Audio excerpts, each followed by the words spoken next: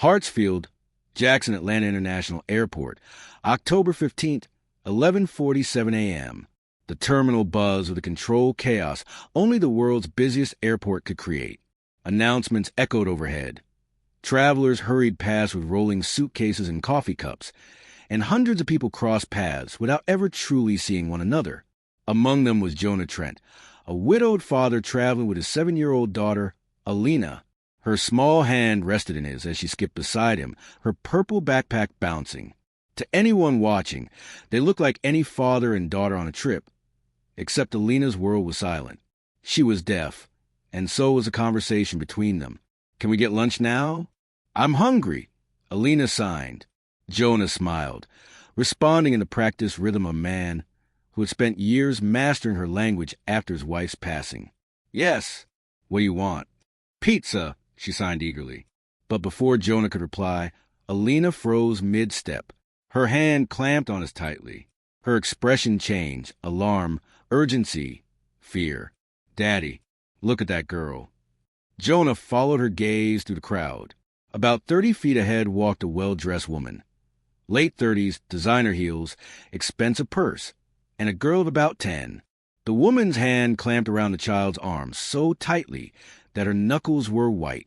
The girl wore a red sweater, too large jeans, and shoes too small. She looked thin, pale, and frightened. But what made Alina stop wasn't the woman's grip or the girl's frightened eyes. It was her hands. Behind her back, where the woman couldn't see, the girl's fingers were moving. Fast, desperate. Jonah's blood ran cold. He recognized the signs. "Help! Please! Help me!" The little girl was signing in silence, sending a message no one else could see. "Daddy." Alina signed frantically. "She's like me. She's deaf. She's saying she needs help." Jonah's instincts ignited. In an instant, he understood what was happening. Deaf children couldn't scream. They couldn't call for help the way others could. Unless someone understood ASL, their pleas vanished into the air, unheard, unseen, except by Alina. Jonah squeezed his daughter's hand. "Stay close. Don't let go. We're going to help her." He quickened his pace, keeping a safe distance. The woman's stride was brisk, purposeful, her posture screaming confidence and control. The girl stumbled once, earning a sharp yank and an impatient glare. Her hands never stopped moving. "Help! Danger! Please!" People brushed past without a second glance. A businessman shouted into his phone. A couple laughed over coffee. No one saw what was happening right in front of them. Jonah did. He pulled out his phone and dialed 911. "I'm at Hartsfield, Jackson Airport, Concourse T," he said, keeping the woman in sight. "There's a deaf child signing for help. The woman with her isn't responding. She's taking the girl somewhere against her will." The dispatcher stayed calm. "Stay where you can see them, sir. Officers are on their way." The woman and child stopped near a restroom. Jonah positioned himself outside, heart pounding, while Alina gripped his hand tightly. "Is she going to be okay?" she signed. Jonah forced a reassuring smile. "We're going to make sure she is." When the woman and girl emerged, Jonah made a split-second choice. He stepped directly into their path. "Excuse me," he said, voice steady but firm. "Is your daughter okay?" The woman's expression hardened instantly. "She's fine. My stepdaughter and I are late for a flight. Move."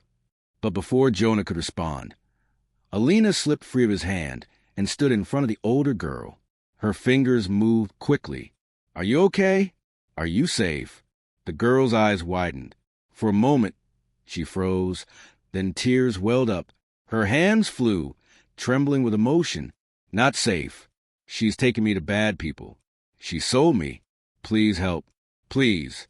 The woman lunged forward, grabbing the girl's wrist violently. "Stop that," she hissed. "We're leaving.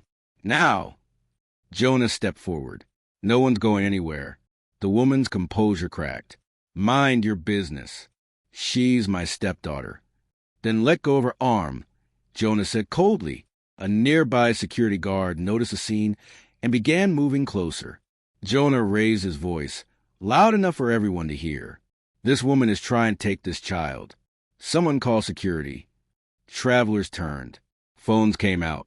The woman tried to bolt, but Jonah blocked her path.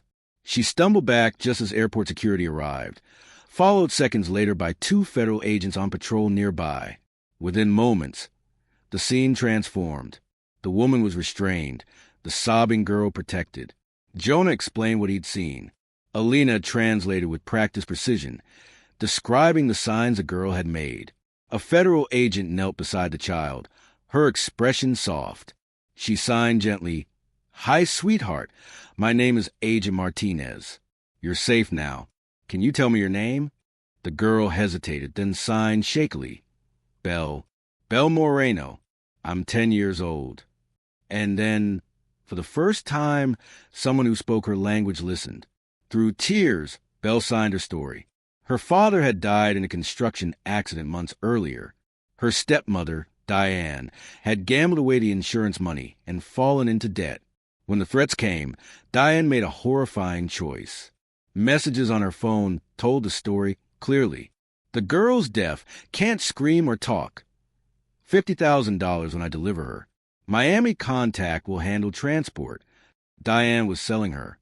She had been signing for help since they entered the airport, pleading silently as the crowd walked past, until Alina saw her.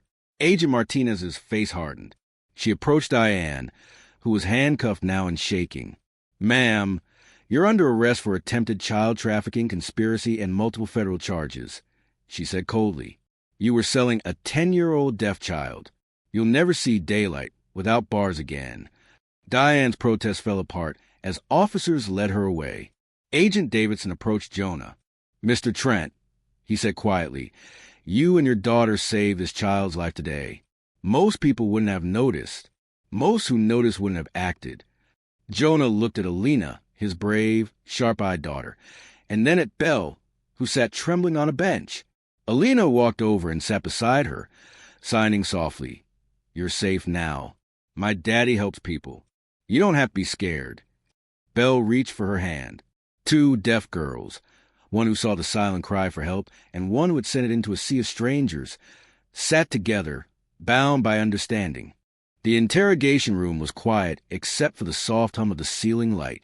Diane Moreno sat with her wrists cuffed to the table, her perfect hair undone, her eyes hollow. The agents laid photo after photo before her. Text messages, transaction receipts, security footage. Her silence was no longer powerful. It was useless. In the observation room, Jonah watched through the glass. Agent Martinez stood beside him. "She's been doing this for years," the agent said grimly. Belle wasn't her first. She targeted deaf or mute children, the ones least likely to be understood. Jonah's stomach twisted. "How many?" 3 confirmed so far. 2 recovered alive. Belle's the youngest. Through the window, Diane finally broke down, sobbing, but Jonah felt nothing except the weight of what could have happened. He turned to Martinez. "What happens to Belle now?"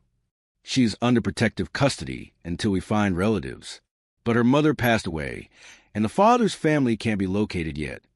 Jonah hesitated, then said quietly, "If she has nowhere to go, my daughter and I would like to help." Martinez studied him. "You realize what that means?" "I do," he said. "She needs someone who understands her silence." Weeks later, Belle had been living with Jonah and Alina for a month. At first, she barely ate. She slept with the light on and woke from nightmares, signing frantically, "Please, don't take me." Alina would crawl into bed beside her, wrapping an arm around her. "You're safe here," she signed every night. "I promise." Gradually, Belle began to smile again. She followed Alina to school, joined her in drawing contests, and helped Jonah bake pancakes on Sundays. The quiet of their house wasn't heavy anymore. It was peaceful, the language of hands and hearts.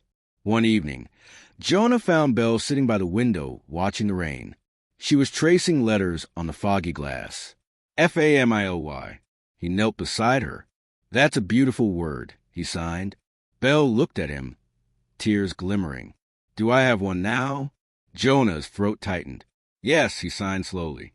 "You do, if you want us." She threw her arms around him. It was the first time she'd initiated a hug. Months later, courtroom number 3, Fulton County. Diane's trial drew attention nationwide. The courtroom was packed. The headlines called it the silent cry case. Belle sat beside Jonah, clutching a small stuffed bunny. Alina sat on her other side, holding her hand. When Belle was called to testify, the judge allowed her to use sign language. Agent Martinez interpreted aloud for the court. Belle stood tall, her hands trembling but strong. She said she loved me. Then she told people I couldn't talk. She said nobody would listen, but someone did.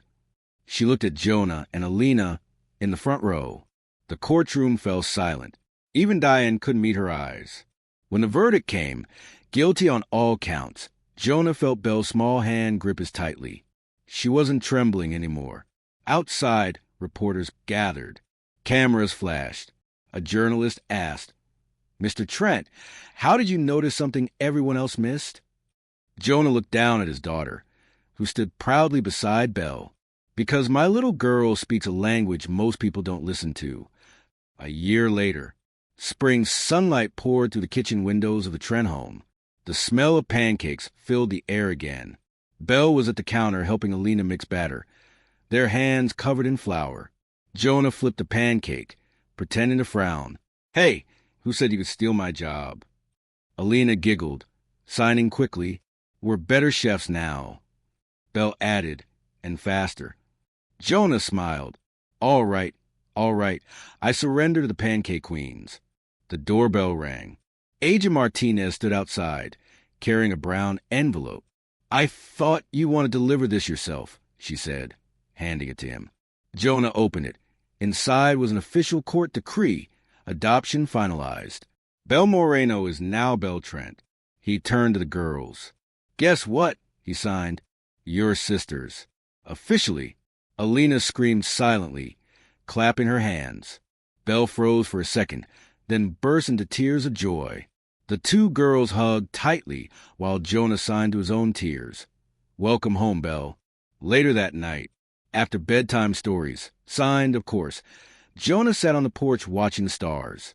Agent Martinez's words echoed in his mind. Most people wouldn't have noticed. He thought about the thousands of people who had passed Belle that day, oblivious to her silent cries, and how one little deaf girl, his daughter, had seen what no one else could. A small hand touched his arm. Belle stood there, sleepy-eyed. "Can I stay up?" "Only if you tell me something good." She smiled shyly and signed, "I heard something today." Jonah frowned playfully. "You heard?" She nodded. "Not with my ears. With here." She touched her heart. It said, "I'm home." Jonah felt his throat close up. He pulled her into his arms. And as the night deepened, the house behind him filled with soft laughter, a language that needed no sound at all. Epilogue: The Silent Heroes. Months later, an article appeared in the Atlanta Journal. Father and deaf daughters who saved a child from trafficking now advocate for sign language education. Jonah and his daughters began visiting schools, teaching students the basics of ASL. At one assembly, Jonah addressed a crowd. You may never know when someone around you is calling for help. Not with words, but with silence. Learn to see what others miss. Alina and Belle stood beside him, signing the same message for the deaf children watching from the front row. Their story had begun in a crowded airport, a place where millions passed unseen. It ended in a world that finally started to listen.